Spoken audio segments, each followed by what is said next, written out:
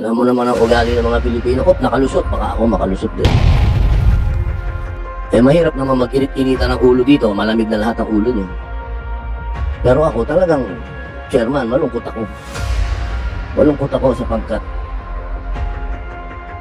hindi naman sa gusto ko po kayong kaya lang, siyempre may nagawa kayo, boss. May nagawa kayong isang bagay na kinasahan mo ng baril yung tao, binatukan mo pa. Mainit din ang ulo ko, pero hindi ko pa naman nagawa yun. Hindi naman ako ganun. Suntukan lang talaga. Magbabag tayo lang kung gusto mo. Pero pag may baril na talaga, iba na yun. Sana, huwag lang maulit ito. Thank you. Salamat po. I would like to give the floor to Senator Robinod Padilla for his questions. You have the floor, sir, and please take over for a while. Share break lang. Maraming salamat po, Chairman. Isang magandang hapon po sa inyong lahat. Siyempre po sa aking idol, Senator Bong Revilla. Alam nyo, malungkot ako eh. Malungkot ako dahil ako isang taong nagbayad ng kasalanan ko, Sir Gonzales. Nung ako ay dumaan sa ganyang init ng ulo, bumuno ako ng 3.5 taon. Ito po kasing kaso na ipinatong sa inyo, alarm and scandal, 1 day to 1 month. Isa lang masasabi ko, Sir Gonzales, napakaswerte po ninyo. Sapagkat ito pong nangyari na to para sa amin, apektado po dito yung mga responsible gun owners. Na kami, nabanggit kanina yung muntik nga akong nalaglag sa upuan kasi napag-usapan na naman yung kriminal, buti na may absolute pardon na ako. Nabigyan kami ng pagkakataon uli na magkaroon ng baril. Kasi yung baril, pwede yung depensa yan saka sa sports. Hindi yan opensa. Hindi yan isang bagay na parang ang nakainom ng gin, ang tapang mo na pag may baril ka. Sana, kasi kalmado na kayo. Nung dumating kami, kalmado na kayo. Kaya hindi na kami makaporma dito. Parang ayos na kayo eh. Ayos na kayo. Ayaw magreklamo ni Sir Bandiola. Alam niyo, sir, tama naman yung arrive mo eh. Na, sabi nga sa English, when you become a parent, having a principal is not a priority. And bilib po ako sa inyo sa oras na yun sapagkat pinoproteksyonan nyo yung pamilya nyo. Pero bilib din ako dito sa anak ninyo. Kasi itong ganap na to, sana wag nang maulit. Kasi pagka ito, walang naparusahan dito, boss. Alam mo naman ang ugali ng mga Pilipino. Nakalusot. Baka ako makalusot din. Mahirap naman mag-init-initan ng ulo dito. Malamig na lahat ng ulo nyo. Pero ako talagang, chairman, malungkot ako. Malungkot ako sapagkat hindi naman sa gusto ko po kayong Kaya lang, siyempre may nagawa kayo, boss. May nagawa kayong isang bagay na kinasahan mo ng baril yung tao, binatukan mo pa.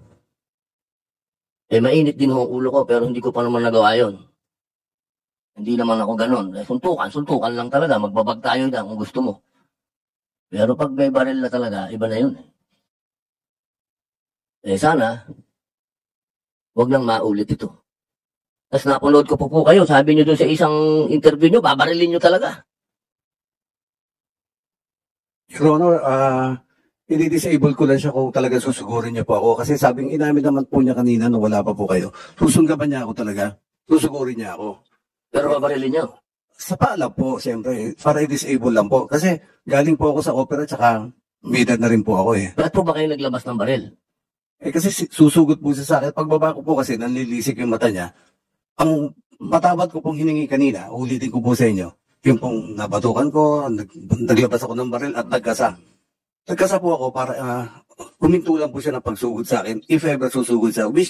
Alam mo, sir, hindi ko po matatanggap kasi tayo gun owners tayo, responsible, bawal yun. Hindi mo dapat nilalabas, sir. Pasensya ka na, ayoko po magtaas ng boses sa inyo dahil nakatatanda po kayo. Pero hindi ko po ako papayag na tatanggapin po natin yan ng mga gun owners na pagka ganun kakasa ka na ng baril. Wag naman po. Your Honor, kaya po, inihingi ko po ng tawad kanina po yun. Opo. Huwag nyo na pong i-justify, sir. Okay na po yung na humingi po kayo ng apology. Okay na po, boss. Tapusin na po natin doon kasi lalaki po. Parang iwan po natin sa mga kababayan natin, hindi talaga proper yun na ikaw ay gun owner, lalabas mo yung baril mo, ay, pambihira. Hindi po tatapos na po ang panahon ni Jesse James. Senator Robin Hood Padilla, Opo. if I may, ha? Opo. Kunti lang. Muso, next time, ako ko kung may balik pa sa iyo yung privilege to own and possess a gun. Kung may balik, ha? Kung may balik, sakaling may balik. Pero I'm not assuming na yung balik. Sigurado ako, mukhang malabo na. Pero just in case, if you're given a second chance, dapat ganun ang gawin mo, oh. Nalilisik yung mata niya. Binatukan mo, di ba? Pak! Binatukan mo. Tapos nalilisik yung mata niya. Kung hindi ka trigger happy dapat, gumanon ka na lang sana, oh. May baril ako, bubunutin ko ito kapag patuloy kang pag-assault sa akin. Bubunutin ko, may baril ako. Siguro matakot rin yun siya kung abante siya, di ba? Dapat, kasi nagbunot ka, kumasa ka. Pero kung hindi ka bumulo, sabi, may baril ako, ha, huwag kang lumapit. Mas makuha mo pa yung simpatiya ng publiko, kung gano'n. Tama po kayo, Your Honor. Giving you an advice. Go ahead, Senator Romero Padilla. Please continue. Salamat po, Chairman. Sir Bandiola, ano pong naramdaman naman ninyo nung kinasahan kayo ng baril? Siyempre po, bilang isang ordinaryong tao, kahit sino po matatakot pag kinasang kayo ng baril. Opo, ba't naman po kaya siya umabot doon na nagkasa ng baril? Kasi po, noong una, binatukan niya ako. So, normal reaction po natin, pag binatukan tayo, magre-react po tayo. Hindi niyo po nakitang may baril siya? Hindi ko po kagad nakakita eh. Yung Yung na lang na nang bumunot na siya po. Bakit po ba kayo nabatukan?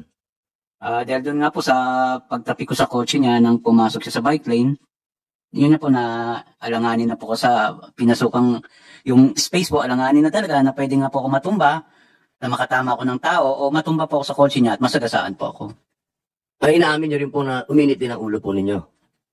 Nung time na po yun, Oron, wala po akong naramdaman na inta o normal reaction ko lang po na tapikin kasi para nga po ma-call out yung attention niya na, ginigit-git mo na ako sa bike lane. Nasa loob ka na ng bike lane eh. Doon naman po ba uminit ang ulo ninyo nung tinapik po kayo? Pero ang bangga po niya sa likod ko, kaya kong pagpasensyahan sana. Opo. Pero yung sinuntok po yung kotse ko, at saka dinerty finger ako, doon po ako nabigla, hinabol ko po siya. Okay, Chairman. Maraming salamat po. Basta isa lang ang paalala ko po sa lahat ng nandirito at sa mga nanonood. Ang baril hindi ho yan sandata para maging matapang kayo. Pambihira, oo. Salamat po, Chairman. Thank you, Senator Robin Hood Padilla. You have the floor, Senator Bong Revilla. Actually, Mr. Chairman, natanong na siguro yung lahat na dapat itanong sa kanila, pero siguro ang moral lesson dito lamig ng ulo. Huwag tayong pabigla-bigla, lalo na kung may baril. It's not only maging mga pulis din, di ba? Minsan, lalo kawawa ang sibilyan lalo na ngayon, marami may baril din. Di pagka nagka-pormahan sa kalye, biglang bunutan na lang ng baril, di patayan tayo. Nadamay na yung mga sibilyan na walang baril. So baka dumating tayo doon sa panahon na lahat ng mga baril natin na may lisensya ay makansela din. Kaya we should be careful. Anong moral lesson Opo, sa'yo? Your Honor. Anong moral lesson sa'yo, Willie? Ano po, Your Honor, siguro yung dapat pinagpasensyahan ko na lang po yung ginawa sa akin at unang-una po, ayoko na po magbaril. Ayan, very good.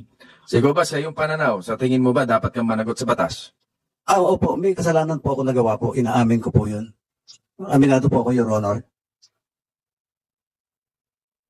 Well, siguro, yun nga. Moral lesson talaga, huwag tayong padalos-dalos, huwag tayong pikon sa lansangan, lalo na pag traffic. Ito yung magsilbing aral, katulad ng sinabi ni Senator Robin. No? Magsilbing aral sa lahat. Lalo na kung may baril ka, napakabilis damputin yung baril mo sa, di kasi iputok no? Kasi, sabi sa Cavite, pagka binunot yung baril, pinuputok Butin lang, di mo pinutok, no? Sigurado. So, yun ang dapat na maging leksyon sa lahat. Na sana'y maging mahinahon, malamig ang ulo, lalo pag may tapik na gano'n, ilang 10 hinga lang yan. Tatawari ko na lang, di ba? Kaysa makulong ka. Tama po kayo, Your Honor. Tama po kayo. Huwag ka na sumagot, baka matagdagan pa yung kaso mo sige. Thank you, Mr. Chairman. Thank you, Senator Bong Revilla. Yung the best anger management is deep breathing.